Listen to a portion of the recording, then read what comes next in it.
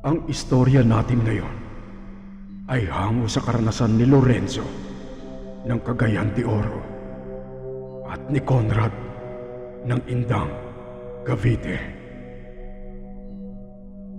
Narito ang kanilang kwento. Mahal, alis muna ako ha. Sasama ako sa tiyuhin ko sa bayan. Kailangan niya raw kasi ng katulong sa pagpapanday at paggawa ng mga gamot. Dito ka lang muna ha. Kailangan kong makasama dahil wala namang ibang maaasahan ng tiyuhin ko kundi ako lang. Humalik si Lorenzo sa pisngi ng kanyang asawa bago siya umalis. Matapos niyang magpaalam, tumango naman ang kanyang asawang si Maria habang nakangiti ito sa kanya. Buntis ang babae ng mga panahong yon at nasa 3 buwan pa lamang ang kanyang sinapupunan. Masayang kumaway ang kanyang asawa habang naglalakad palayo si Lorenzo patungong bayan. Mabuti na lang at ako ang niyaya ng tiyuhin ko. Pandagdag din yon ang patingin ni Mrs. sa center. Sa paglalakad ni Lorenzo ay napansin niya ang puneraryang katatayo lamang. Lumabas roon ang mag-asawang matanda. Nag-aayos sa mga ito ng upuan at mga kagamitan. Naglalagay rin sila ng karatula patungkol sa pangalan ng punerarya. Ayos ah. Ba't may bagong bukas palang punerarya dito sa amin? Maigi naman. Hindi na kailangan dumayo ng mga taga rito doon sa karatig bayan para lang sa mga kaanak nilang namatay. Teka. Matatanda na pala ang may-ari nito. Kaya pa kaya ng katawan nila? Baka naman may katulong siguro sila. Yun ang nasabi ni Lorenzo sa kanyang sarili. Napansin ni Lorenzo na medyo may kabagalang maglakad ang dalawang matanda. At tila kakaiba ang tingin ng mga ito. Idagdag pa sa kanyang mga napansin na marurumi at makaluma ang mga damit nila. Napailing na lamang si Lorenzo sa kanyang nakita. Kasabay noon ay napatingin si Lorenzo sa kanyang relos. Yari, mag-alas 8 na pala. Kasasabi ko lang kay Tiyo na maaga akong pupunta eh. Nagmadali na si Lorenzo.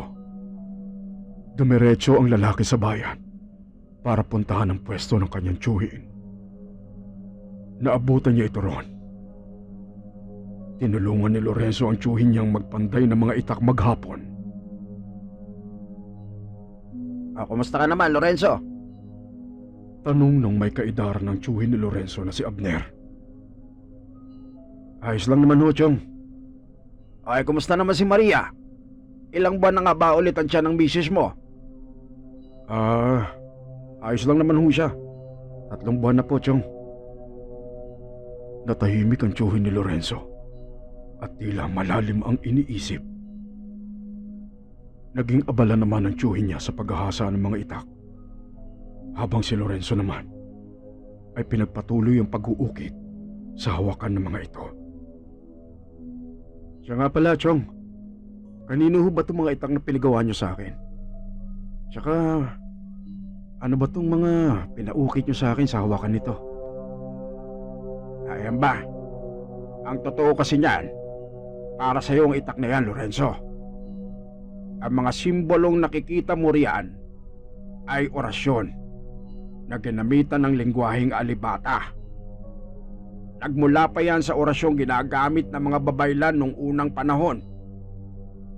Tinuro pa yan sa akin ng aking amang si Pakundo at nanggaling sa ating mga ninuno. Doon ay medyo naguluhan si Lorenzo. Hindi niya alam ang bahaging yon ng pagkatao ng kanyang tiyuhin. Anong ibig niyo sabihin, Chong? Lorenzo, membro ako na samahan ng mga albularyong may kakayahang maglapat ng orasyon sa kahit anumang gamit na maaring maging pangontra sa mga aswang. Kaya lang simula nang nawala ang mga ito, tumigil na rin ako. Kaya ho pala. Ngayon ay naintindihan ko na po, Chong. Maya-maya pa ay natapos na ni Lorenzo ang paggawa nun. Chong, magkagabi na pala. Kailangan ko na umuwi. Mag-isa lang si Maria sa bahay, alam niya naman. Noon ay lumingon ang tiyuhin niya sa kanya. Nakaramdam ng kakaiba si Lorenzo. Dahil tila hindi normal ang pagkakatingin ng tiyuhin niya. Huminga ang matanda ng malalim. Sabay sabing, 3 buwan na nga pala ang tiyan ng misis mo, no? Mga ganyang klase ang nagdadalang tao ang habulin ng mga aswang. Malakas at mabango sa pangamoy nila ang mga buntis na bago pa lamang nagbubuntis.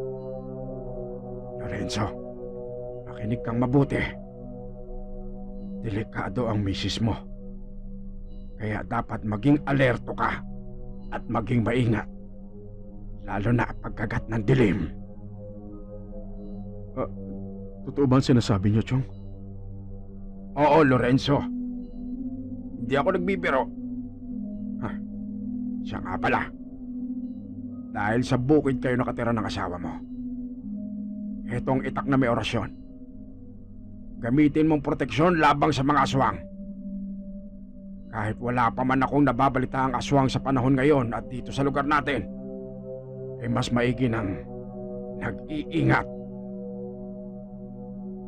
Doon na inabot ng tiyuhin ni Lorenzo sa kanya ang itak na may orasyon. Gawa yun sa pinakamatibay na bakal. Napansin niyang napakatalas ng talim nito. Maraming salamat ho, Chong. Mauna na ho ako sa inyo. Lalo pa ngayong ganyan na sinabi ninyo. Sa isip kong kailangan ko na makauwi. Asya, sige. Maraming salamat sa pagtulong mo dito. Narito nga pala ang sahod mo ngayong araw. Siya nga pala, Lorenzo. Kunin mo tong medalyon na to. Matagal na sa akin yan. Pinamana pa sa akin yan ng amang. Matapos magpasalamat, ay umalis na si Lorenzo. Maya-maya pa ay nakarating na siya sa kanilang bahay. Napansin niya na lampara lamang at kandila ang nagpapaliwanag sa buong kabahayan. Mukhang nagtitipid na naman ang asawa ko. Teka, tulog na yata siya. Hindi ko na aabalahin. Makakain na nga muna. Habang kumakain si Lorenzo, may narinig siyang kahol ng aso sa hindi kalayuan. Nagtaka siya kung papanong may asong naligaw roon. At ngayon ngay, hindi na basta kumakahol ito, kundi umaalulong. Tinapos agad ni Lorenzo ang kanyang pagkain at sinilip sa bintana kung bakit nag-iingay ang aso.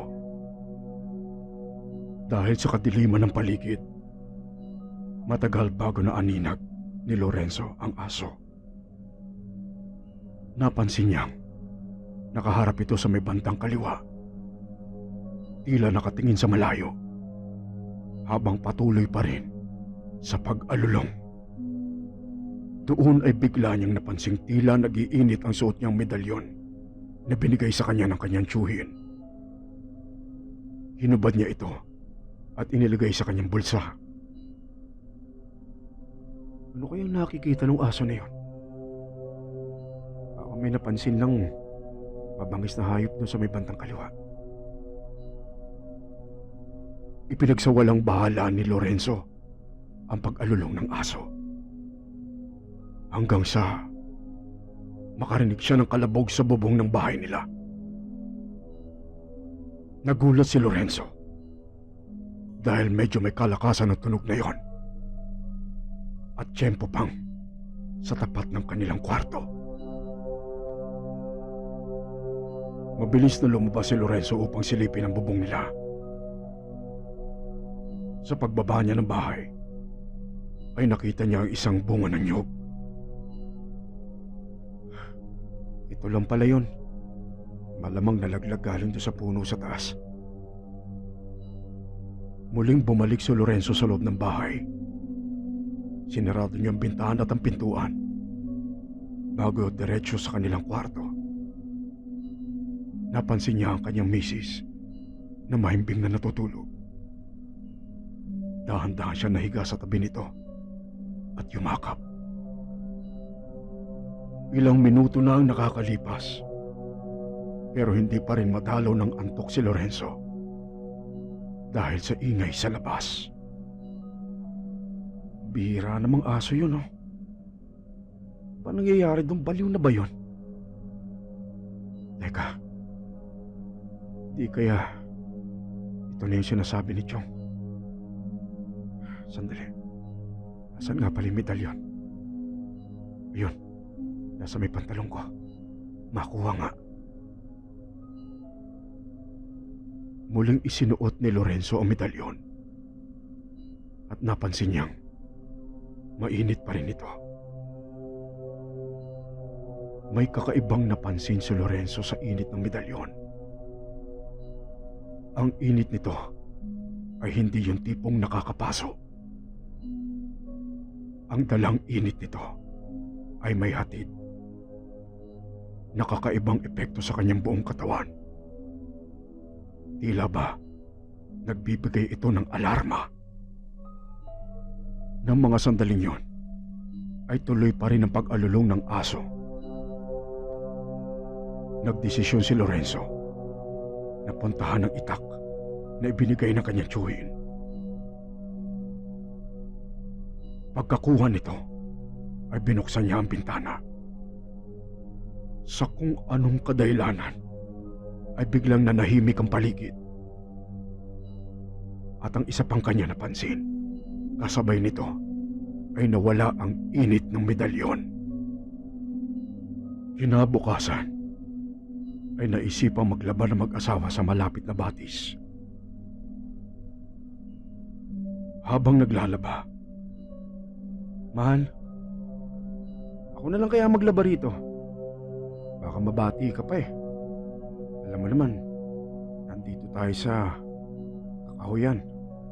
Di natin alam kung totoo yung mga kwento ng mga tao tungkol sa lugar na to." Pagkasabi nun, ay tumingin lamang ng malambing si Maria sa kanyang asawa. Sabay umiling. "Sige, ikaw ang bahala, mahal. Nandito naman ako eh. Pagtatanggol kita. Asya nga pala, merong masarap na kainan ako napansin malapit kila Chong. Dadalhin kita ron minsan. Ako, bumili si Chong nung kaldereta, napakasarap. Hindi ba't paborito mo yun?" Habang nagkikwento, ay may tumunog na nabaling kahoy sa hindi kalayuan. Paglingon ni Lorenzo, isang matandang babae ang nakatayo at nakatingin sa kanila. Unay hindi niya ito pinansin. Pero makaraan ng ilang saglit na hindi ito umaalis at patuloy pa rin ang pagtingin sa kanila, ay nagsalita na si Lorenzo. Mawalang galang na ho, inang. Ano pong maitutulong namin?" Hindi kumipo ang matandang babae. "Inang, may problema ho ba?" Pagkabanggit ni Lorenzo ng salitang yon, yumuko ang matanda. Sabay umalis. Nagpasalamat si Lorenzo na umalis na ng tuluyan ang matanda. Dahil nakakakilabot ang tingin nito. Hindi rin nakawala sa kanyang pansin nang madalas itong nakatitig sa tiyan ng kanyang asawa. Muling bumalik sa kanyang isipan ang mga bili ng kanyang tiyuhin. Matapos sila maglaba, ay bumalik sa bayan si Lorenzo upang bumili ng ilang pangangailangan. maging ng gamot ng kanyang asawa. Pagdating nito sa palengke, napansin niya ang kaibang pagpupulong ng mga tao. Hindi rin nakaligtas sa kanyang pandinig ang pinag-uusapan ng mga ito. Ang kanilang paksa ay ang pag-alulong ng mga aso nung nakaraang gabi. Sa kanyang patuloy na paglalakad ay nakasalubong ng lalaki ang kanyang kaibigang si Bartolome. Oh, dito ka pala, paring Lorenzo. Namalengke ka ba? Oh, ikaw pala pare. Oo, bumili ako ng 1 kilong galunggong at karne ng baboy. Para may ulam namang masarap ang misis ko. Sakto tong sahugan ng mga gulay ko dun sa bukid. Alam mo na, naaawa kasi ako kay misis. Baka umay na sa delata yun eh. Ah, ganun ba? O siya nga pala pare. Narinig mo na bang usap-usapan dito? Medyo. Eh, yun nga. Yung mga sunod-sunod na pag-alulong ng mga aso. Abay, nakakakilabot talaga kagabi. Kahit nga ako, sa loob ng bahay, lalo't mag-isa ako, halos hindi ako makatulog eh. Tapos ang bali-balita pa, merong parang umaali-aligid na tao. Mga ilang araw na raw nangyayari yun eh. Pero hindi naman daw masipatan kung sino talaga. Hindi ba ang pag-alulong ng aso sinyalis yun na merong mamamaalam, mamamatay? Nako, ayun na nga kamo. Kaninang umaga, ayun, may natagpo ang patay. Si Mang Islaw, yung tendero ng isda. Nalaso na raw, sabi ng kapitbahay, kaya agad dinala doon sa may morgue. Saan morgue? Saan punerarya? Doon sa kabilang bayan? Oo pare, doon lang naman may punerarya dito eh. Ang masaklap pa dyan, marami nagre-reklamo doon sa barangay. Nagkakawalaan raw ng mga alaga nilang hayop. Baka yun na rin ang isang dahilan kung bakit nag-iingay ang mga aso. Dahil may gumagalang magnanakaw. Maigi nga sana kung ganon pre. Kaya lang alam mo ba, kalaunan, natagpuan din yung mga alagang nawawala. Patay lahat. Doon sa may malapit sa bakanting lote. Nakakatakot ka mo yung sitwasyon nila. Wakwakan tiyan. At, Diyos ko, parang said ng mga dugo. Wala namang nakakalat na dugo sa paligid, pero pag tinignan mo, butot balat. Nakakapagtaka nga eh. Ngayon lang nangyari sa lugar natin ang ganun. Kung naanakawin sila ng tao, hindi ba dapat wala na sila o kaya diluto na? Manok, kambing, aso, sari-saring hayop ka mo natagpuan to sa bakanting lote. Grabe naman yun. Grabe talaga pre. Asya nga pala, baka gusto mong sumama doon sa racket ko. Racket? Saan yan? Tsaka anong klaseng racket? May gagawin doon sa bahay ni Don Raimundo sa susunod na araw. Pakyawan yon, kaya naman magandang trabahuin. Balita ko pa naman buntis yung misis mo. Kailangan mo ng malaki-laking pera kapag nanganak siya. Kaya dapat ngayon pa lang talaga, nakakapag-ipon ka na ng maigi. Sinabi mo pa. Sige, sasama ako. Tatapusin ko lang muna yung pagpapanday na ginagawa ko dun kay Chong Abner. O sige pare. Paano, mauna na ako ha? Kailangan na rin ni misis tong Ricardo na pinabili sa akin eh. Baka akong gisa nun kapag hapon na ako nakauwi. Sige, mauna na ako. Sige pare, ingat. Pagkatapos nun, ay umuwi na rin si Lorenzo. Ilang araw ang lumipas. Parehong kwento pa rin ang umiikot sa paligid. Ang pag-alulong ng mga aso. At ang malala ay ang sunod-sunod na napapabalitang namamatay sa kanilang bayan. Nagpapakita na ng pagkabahala ang mga tao. Pero ayon sa mga eksperto, ay wala namang kumakalat na epidemya. Pagkakataon lamang talaga ang mga sunod-sunod na nangyayari. Pag-uwi ni Lorenzo sa kanilang bahay, ay napansin niyang natutulog ang kanyang asawa malapit sa may bintana. Dito na naman ako hinintay nitong asawa ko. Mahal? Mahal? Doon ka na muna sa kwarto. Habang inaalalayan ni Lorenzo papasok ng kanilang kwarto ang kanyang misis, ay napansin niya ang pagpagaspas ng pakpak ng tila may kalakihang ibon sa tapat ng kanilang bahay. Pambihira. Parang ang laking ibon naman yata ng tunog na yon.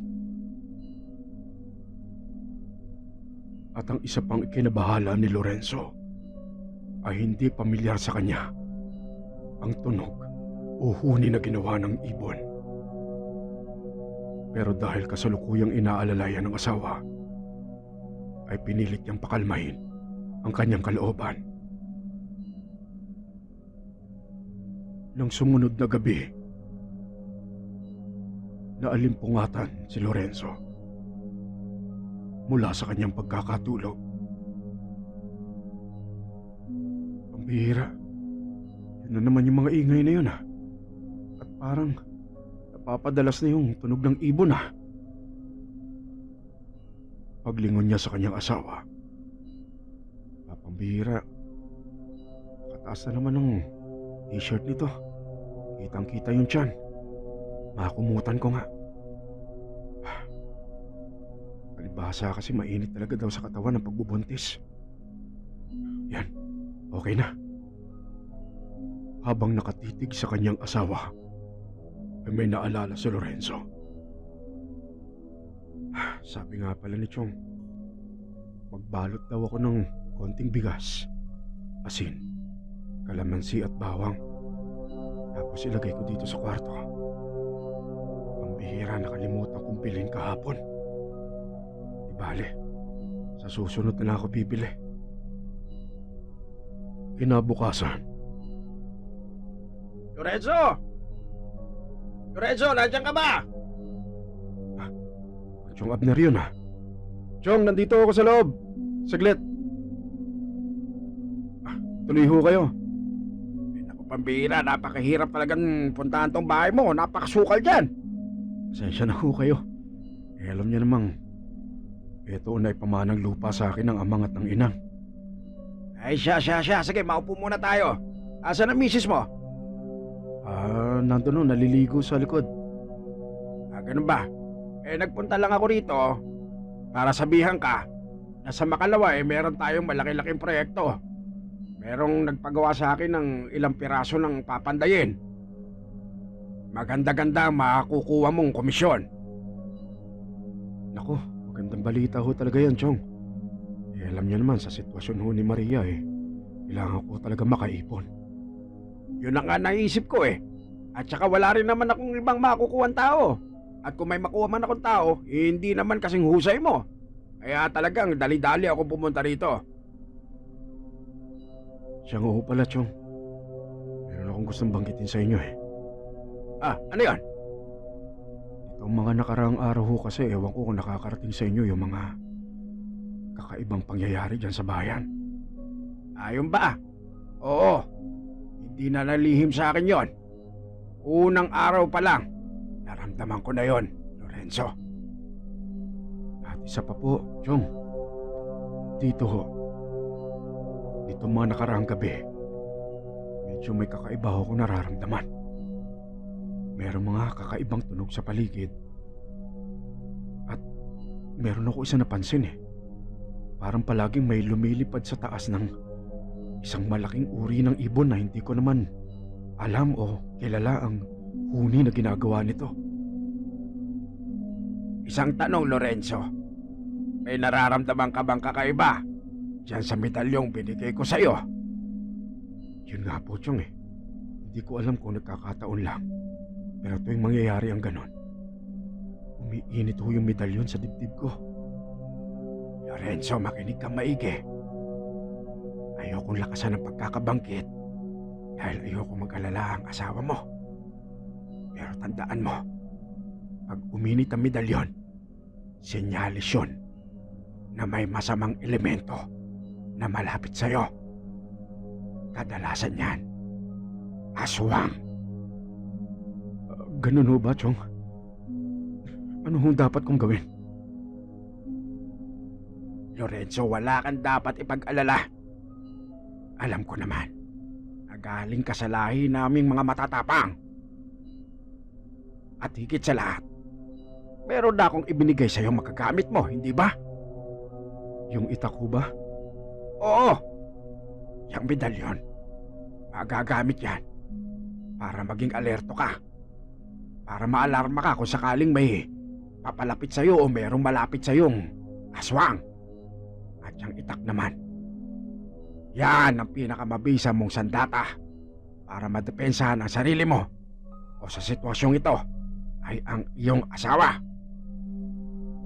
Alam mo naman na siguro paano gumamit ng itak, hindi ba? Opo. Teka, mukhang tapos na maligo ang asawa mo, huminto na yung ingay ng tubig sa loob. Ay siya, mauna na rin ako. Hindi niyo po ba hintayin si Maria para makabati man lang sa inyo? Ay hindi na, sige na, mga abala pa ako. Kailangan magpahinga pa niyan. O sige, Lorenzo, basta mag-iingat kayo mag-asawa rito. Alam mo na ang gagawin. Binigay ko na sa iyo ang mga kakailanganin mo. Opo, Chong, maraming salamat po. Sige, mauna na ako. Siya nga pala ha, sa makalawa, pumunta ka sa akin para doon sa pinag-usapan natin. Opo, Chong. Salamat po. Ingat ho kayo. Nang mga sandaling yon, ay binalot ng pag-aalala si Lorenzo. Magagawa ko kaya ang dapat kapag nangyari talagang hindi maganda. Huwag naman sana. Sana nga mga normal na ingay lang yung naririnig ko rito. Pero kung sakali, itataya ko ang buhay ko para sa buhay ng mag-ina ko. Huwag niyo lang subukan pumunta rito at gumawa na masama sa pamilya ko. Magkakasubukan tayo. Dahil sa mga naiisip, ay napuno ng galit ang dibdib ni Lorenzo. Gusto nitong sumigaw, ngunit ayaw niyang marinig siya ng kanyang asawa at baka ito ay mag-alala. Dali-daling kinuha ni Lorenzo ang itak na ibinigay sa kanya ng tiyuhin. Lumabas ito ng bahay, tumakbo, at nang makalayo na, itinaas nito ang itak sa nagdidilim ng paligid. Huwag niyo akong subukan! Magkakamatayan tayo! Magkakamatayan tayo!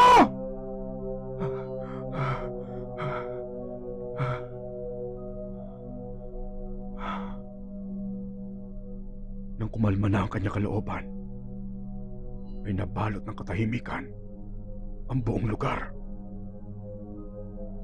Makalipas pa ng ilang saglit, ay napagdesisyon na nitong bumalik na sa kanilang bahay. Doon ay inabutan niya ang kanyang asawa na naghahain na ng kanilang hapunan. Itinabi ni Lorenzo ang itak at sumabay na sa pagkain sa kanyang asawang si Maria.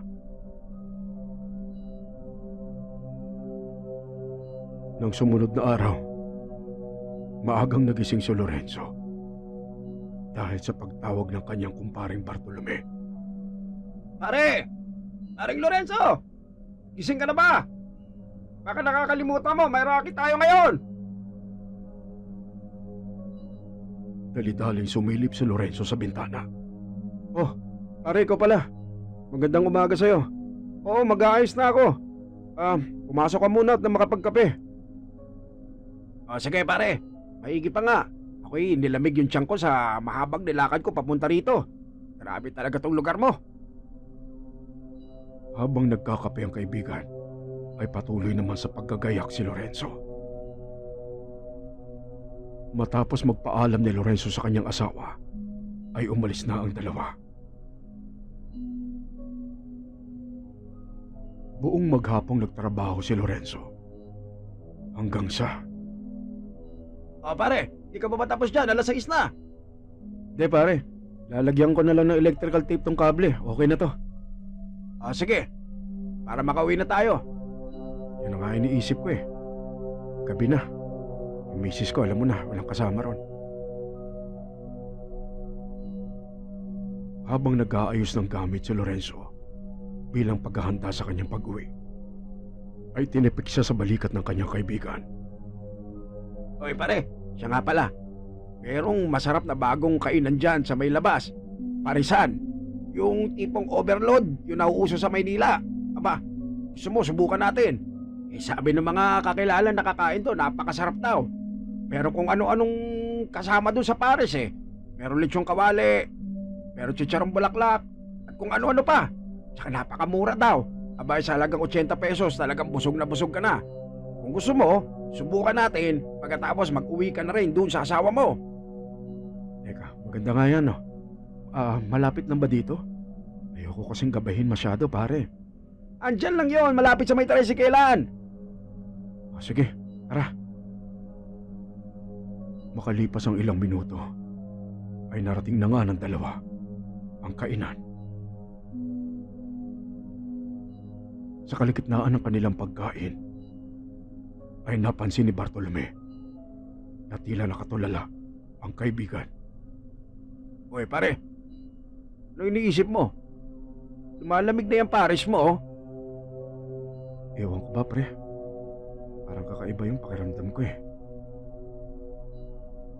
Malamang iniisip mo yung asawa mo, nag-iisa lang doon sa inyo. Maikipabilisan na natin kumain at makauwi ka na. Magpabalot ka na rin para pagkatapos sa ating kumain, sakto nandyan na yung iuwi mo. Maigi pa nga, pre. Ng mga sandaling yon, ay napakapit si Lorenzo sa medalyong nakasuot sa kanya. Hinapitan niya itong maigi. Sana okay lang si Maria sa bahay. Nang matapos kumain at matanggap ang take-out, ay nagpaalaman na ang magkaibigan. Sige pare, mag-ingat ka. Ikaw din, pre. Kita na lang tayo. Sige. Habang naglalakad pa uwi si Lorenzo, maging siya ay nagtataka sa kakaibang pag-aalalang kanyang nararamdaman.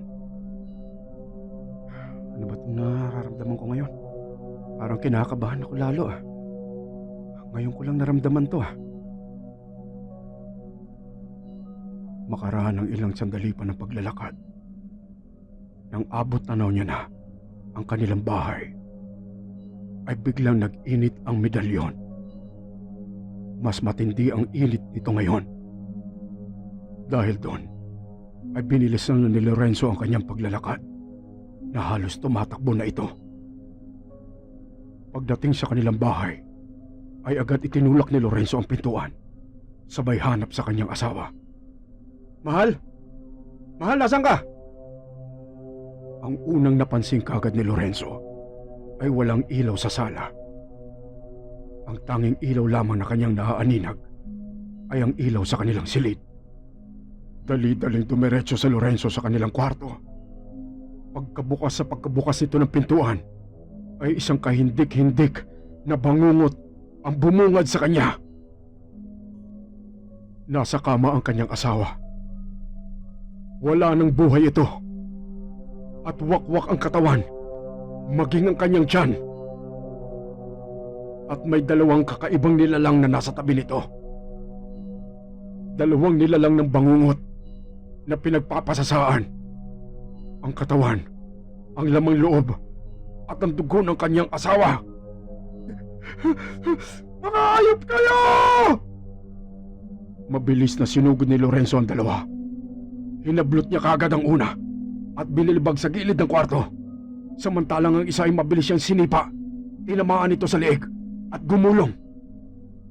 Bagamat kakaiba ang mga itsura nito, napansin niya na ito ay isang matandang babae at isang matandang lalaki. Ngunit sadyang kakaiba dahil matatalim ang mga ngipin nito, mapupula at naglalakihan ang mga mata, kulubot ang mga balat, may mga balahibo sa buong katawan at matatalas ang mga mahahabang kuko. Hindi niya mawari kung ano ang mga nilalang na ito. Isa lang ang sigurado sa kanyang isipan. Ito ay mga nilalang ng lagim, nilalang ng bangungot, mga aswang! Sa gitna ng pag-iisip na yon, ay hindi napansin ni Lorenzo na sumugod na ang matandang lalaking aswang sa kanya. Dire-diretso ito at bumangga sa gitna ng kanyang katawan. Kung kaya't napatalsik si Lorenzo sa may bandang pintuan ng kwarto. Ah! Anong gagawin ko? Yung itak! Yung itak! Mabilis na tumakbo si Lorenzo papunta sa may kusina upang kunin ang itak na ibinigay sa kanya ng kanyang tiyuhin. Mabilis ang kanya naging pagkilos, ngunit mas mabilis ang dalawa. Paghugot na paghugot niya ng itak, nakita niyang nasa likuran niya na ang dalawang matandang aswang. Unang sumugod sa kanya, ang lalaki. Mabilis naman ang naging reaksyon ni Lorenzo. Iwinasiwas niya ang kanyang itak at nahagip sa kamay ang matandang lalaking aswang. Nakita niya tumalsik ang dalawang daliri nito at pumalahaw ito sa sakit. Paglingon niya sa ikalawang aswang, parang nabanaag niya ang pag-aalala sa mukha nito. Ngunit saglit lamang yon, napalatan niyo ng kakaibang galit na naman at sumugod sa kanya ang babaeng aswang. Tumalon nito, tila gustong kumubabaw sa kanya. Ngunit winasiwas niyang muli ang kanyang itak. Nahagip ang hita nito. Malakas ang pagkakahataw niya, kaya pumalahaw ang matandang babaeng aswang.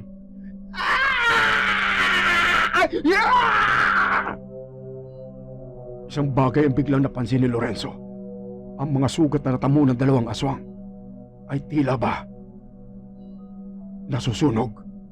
Tila binuhusan ng asido ang kanilang mga sugat. Napansin din yun ng dalawang aswang. Nagtingin na ng mga ito at naisip nila na kakaiba ang sandatang dala ni Lorenzo. Sa tinginan ng dalawang matandang aswang ay tila nag-uusap ang mga ito.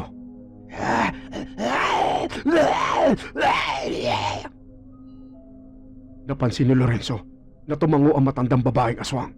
Sabay silang tumalon sa bintana. Hinabol sila ni Lorenzo. Tumakbo ito upang lumabas sa may pintuan. Sa pagtakbo niyang yon ay panandalian niyang muling nakita ang karimari-marim na sitwasyon sa kanilang silid. Lalong napuno ng galit si Lorenzo. Mabilis itong lumabas ng bahay.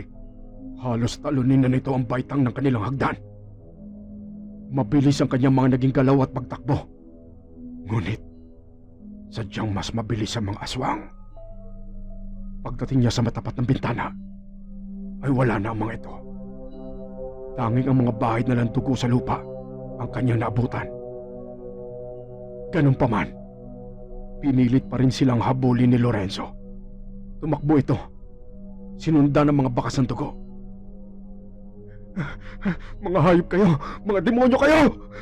Papatayin ko kayo! Nasaan sila? Ito! Dito! Andito yung mga patak ng dugo. Sandali. Papunta sila sa bayan! Papunta sila sa bayan! Mga hayop! Hindi kayo makakalayo sa akin! Patuloy na tumakbo si Lorenzo upang habulin ng mga aswang. Makaraan ng ilang sandali ay huminto ito.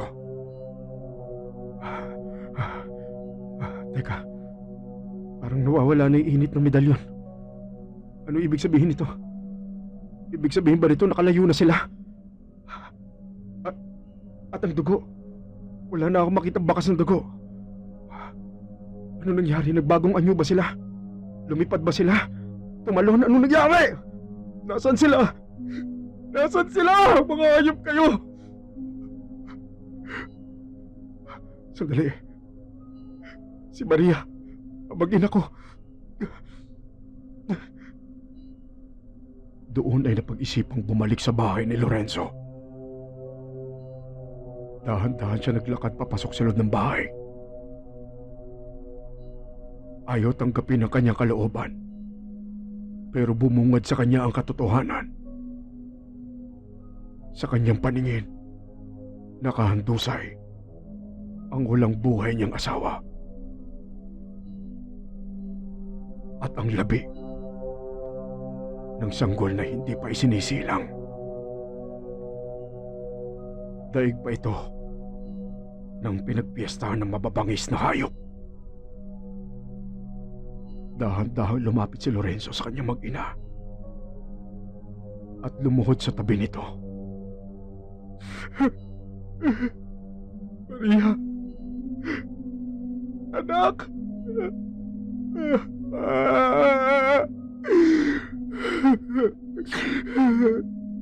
Mga hayop kayo! Anong ginawa niyo sa mag-ina ko?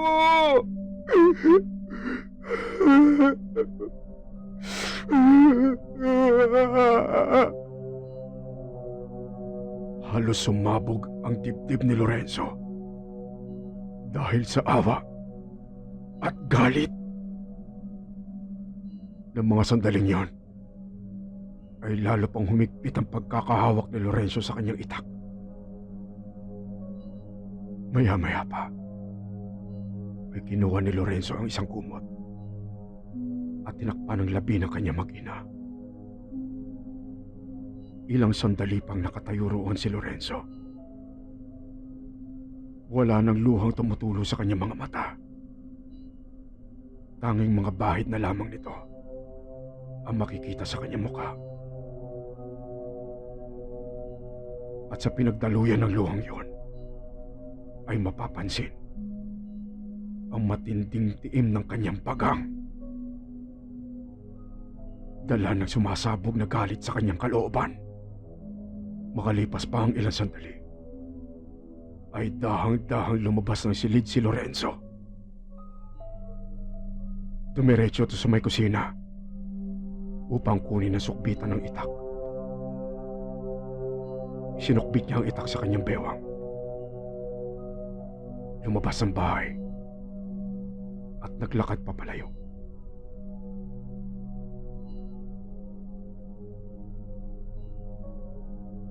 Maya-maya pa, sa pandayan ni Mang Abner, nagising ang matanda sa sunod-sunod na pagkatok sa may pintuan. Aba na ba, sino pa naman tong anong oras na ng gabi? Alas 3 na ng madaling araw nangangabala pa. Ay nako! Oh, nandiyan na! Sandali! Pagbukas ng matanda ng pintuan, ay nagulat siya sa kanya nakita. Ang kanyang pamangking si Lorenzo, nasa kanyang harapan. Mababakas ang bahid ng mga dugo sa katawan at braso nito.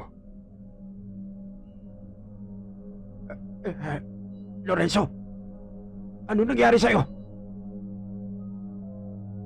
Ilang sandaling naghintay ng sagot ang matanda. Pero walang tugon na binigay si Lorenzo. Nakatitig lamang ito sa kanya. Nanginginig at nangingilid ang mga luha. Aba, pamangkin, halika nga, pumasok ka dito. Halika. Hiniya ng matanda si Lorenzo upang makaupo sa sala. Pagkaupo ng lalaki, ay doon na sumabog ang luha sa mga mata nito. Chong! Chong! Si Maria! At ang anak ko, Chong! Chong, wala na sila! Chong, mga hayop sila, Chong! Nang mapansin ni Abner ang mahigpit na pagkakahawak ni Lorenzo sa itak at sa kanyang medalyon, doon na pumasok ang konklusyon sa kanyang isipan. Dahan-dahan lumapit ang matanda sa kanyang pamangkin. Hinawakan niya to sa kanyang balikat. Lorenzo, nahabol mo ba sila? Umiling ang lalaki. Hindi, Chong. Masyado silang mabilis. Pero nakita ko yung bakas ng dugo papunta dito sa bayan. Chong, tulungan niyo ako. Gusto ko mahahanap ang mga demonyong yon. Gusto ko silang patayin, Chong. Tulungan niyo ako. Ipagiganti yung mag-ina ko.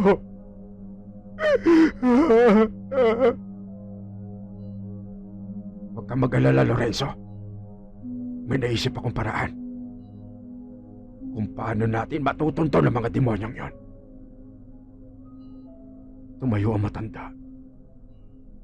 Pumunta sa kanyang silid.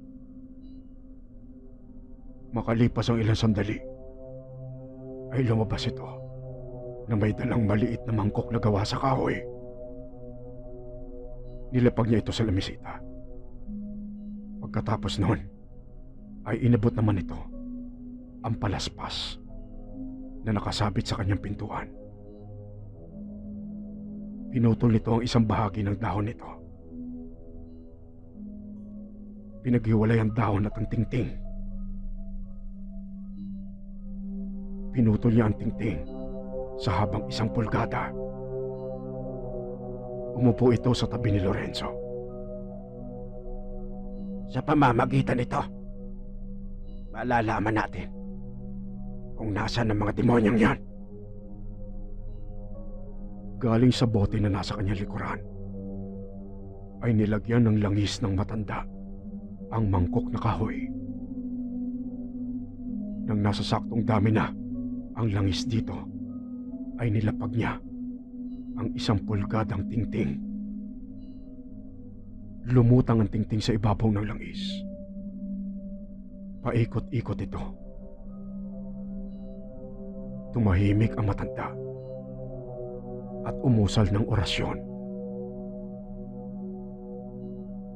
Duke Princeps Militi Colistis, Alios qui Spiritus Malignus, qui advertetionem animarum. Pagkabanggit ng orasyon na yon, ay napansin ni Lorenzo ang biglang kakaibang pag-ihip ng hangin.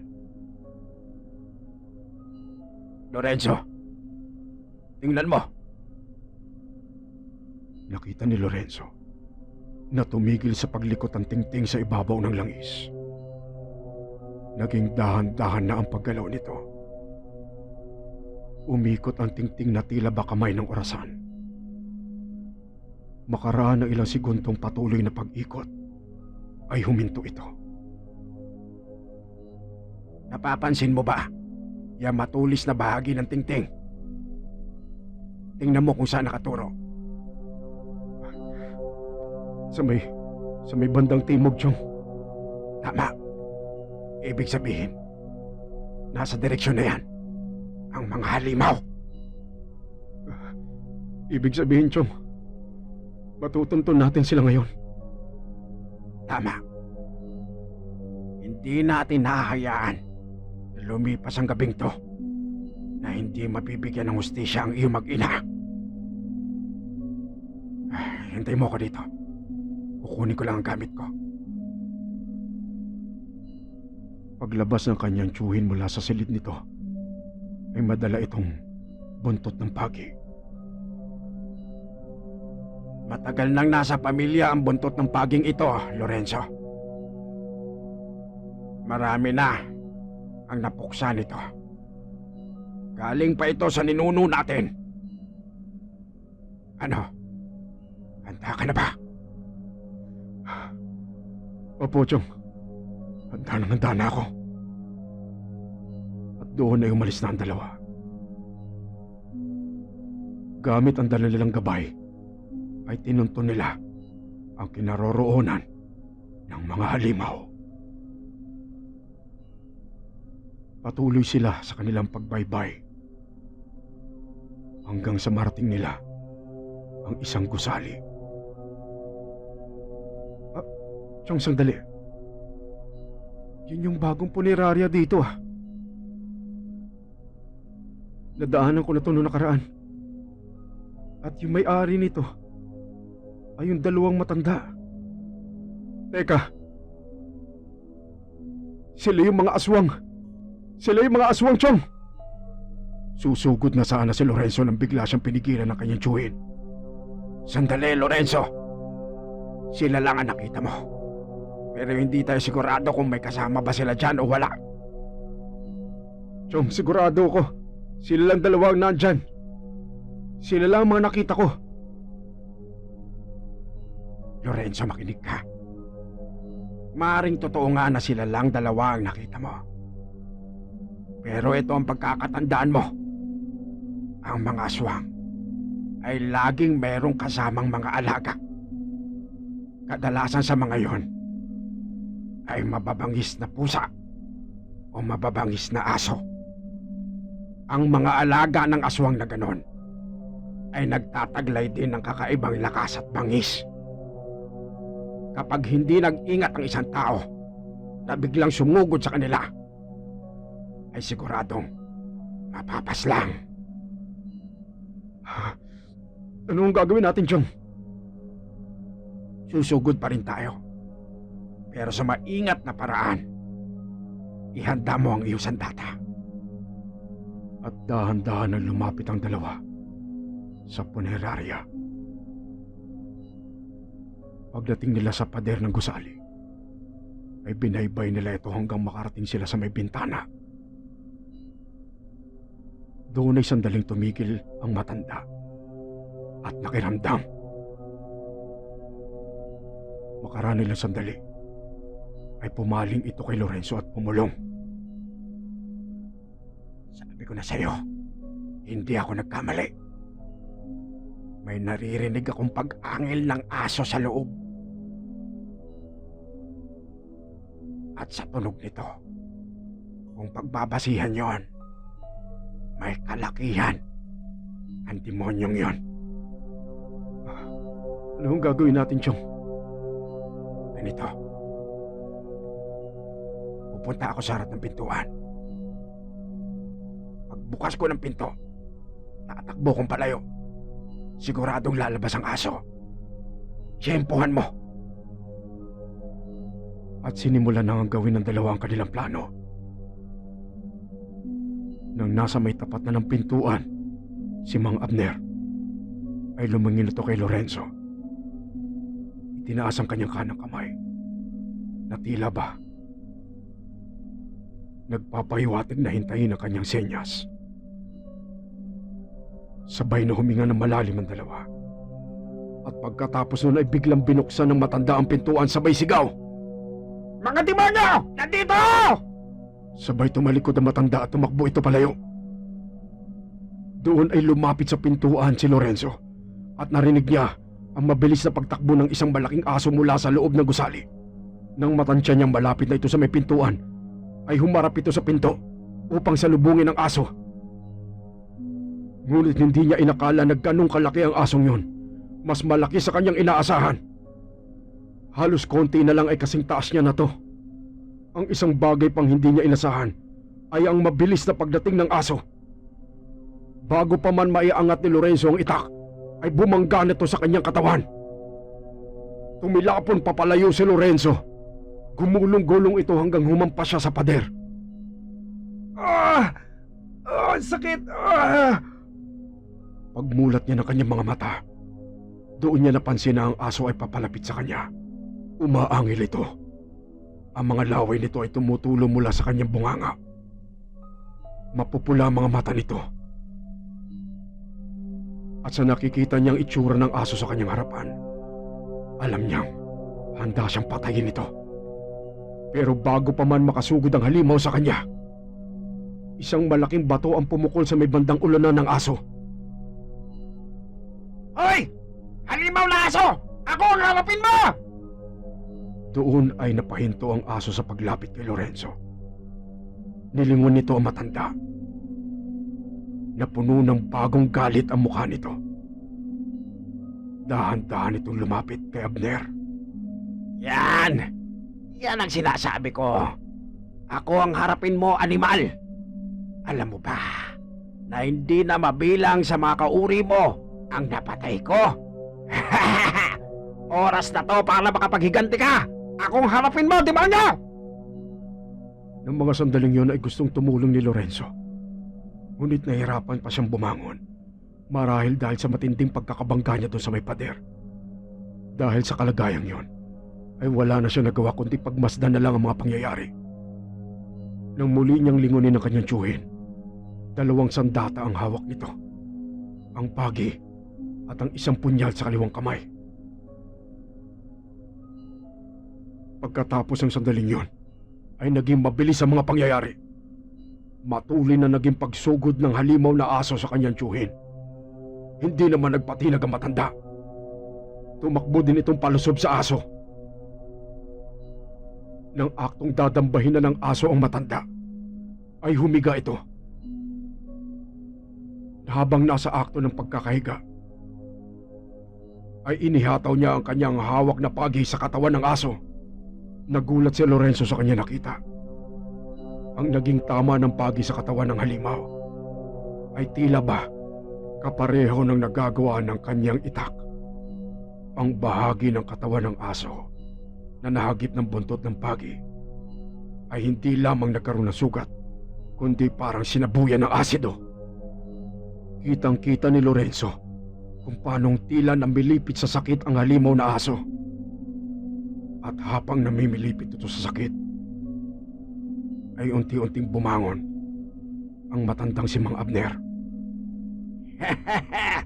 Patay ka sa akin ngayong halimaw ka! Ngunit sa kanyang pagkakabangon, ay bigla itong natumba. Namilipit ito sa sakit nang sinubukan niyang itukod ang kanyang kaliwang binti. Napilaya na matanda sa kanyang pagkakatumba. Noon naman, ay tila napansin ng aso ang kanyang pagkakataon. Bumangon ito at mabilis na sumugod sa matanda. Dahil kasalukuyan pa rin namimilipit sa sakit, ay walang nagawa si Mang Abner kundi iharang ang kanyang braso sa papasugod na aso. Ngunit walang nagawa ang depensang yon dahil sa laki nito. Kitang-kita ni Lorenzo kung paanong sagpangin ng halimaw ang liig ng kanyang tiyuhin. Wag! Dala marahil ng nasaksihan ay nagkaroon ng panibagong lakas si Lorenzo. Mabilis itong tumayo at tumakbo patungo sa kinilalagyan ng dalawa. Nung alam niyang nasa eksaktong distansya na siya, ay biglang tumalon si Lorenzo. Hawak ang itak at ang talim nito ay nakaturo pababa. Isang iglap lamang ay bumaon ang kahabaan ng itak sa katawan ng halimaw na aso. Mabilis na hinugot ni Lorenzo ang itak at muli pa iwinasiwas ito sa katawan ng aso. Tumama ito sa liig nito at doon niya nakita kung paano gumulong papalayo ang ulo ng halimaw. Pagkatapos nun ay mabilis siyang nilapitan ng kanyang tiyuhin. Chong! Chong! Chong! Lorenzo,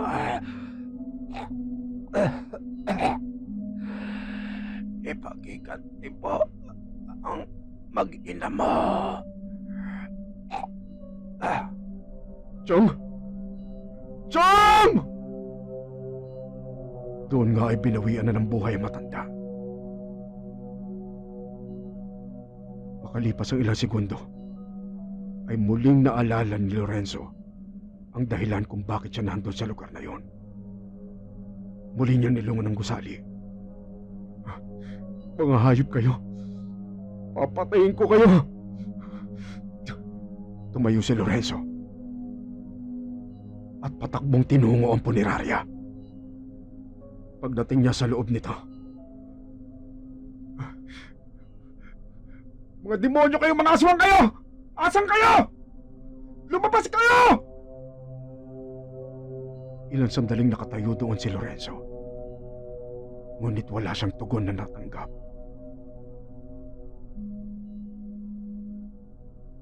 Hinalughog ni Lorenzo ang buong paligid. Paulit-ulit siya nagparuot parito sa mga silid nito, maging sa imbalsamuhan sa baba. Ngunit makalipas ang ilang sandali, ay wala. Wala siyang natagpuang aswang.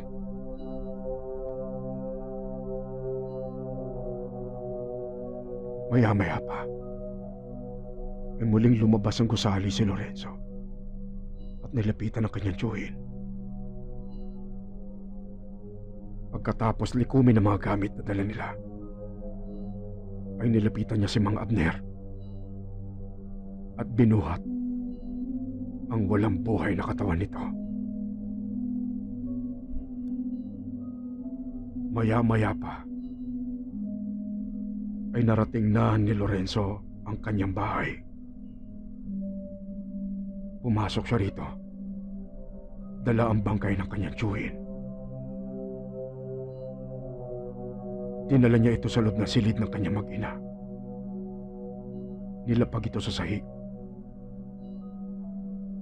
Pagkatapos noon, ay pabagsak siyang umupo sa sulok ng kwarto.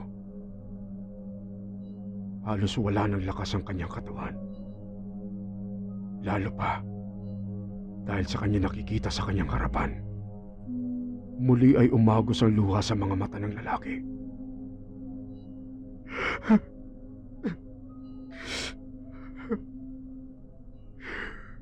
Hahanapin ko kayo. Hahanapin ko kayo at mahahanap ko kayo, mga demonyong aswang kayo. Hindi ako titigil. Hanggat hindi ko kayo napapatay. Pinapangako ko sa inyo yan. Chong, Maria, anak.